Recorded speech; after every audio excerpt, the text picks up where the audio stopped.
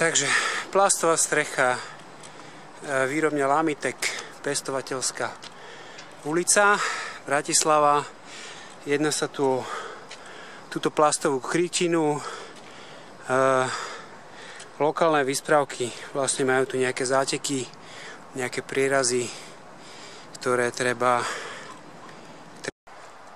Tuto boli nejaké nosníky na káble, ktoré boli položené priamo na krytine.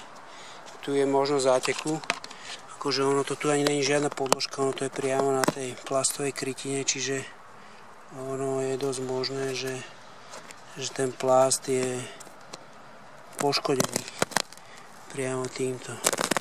Akože tuto to nejak nevyzerá, ale je možné, že sú tam miesta, kde je ten plast narušený. Vlastne tuto je deto, tu boli tiež nosné časti na káble.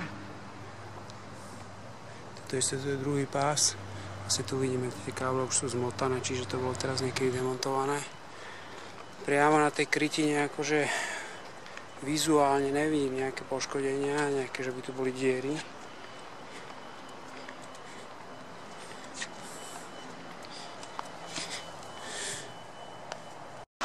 Toto je vlastne druhá strecha, ktorá je obdobná plastová. Tu môžeme možno vidieť ešte tie káble, ktoré sú tu, vlastne osadené na tých držiakoch, ktoré sú už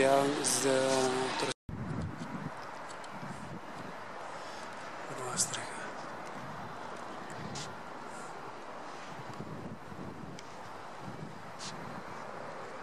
Všetky rozvody káblové, ktoré neviem na čo slúžia.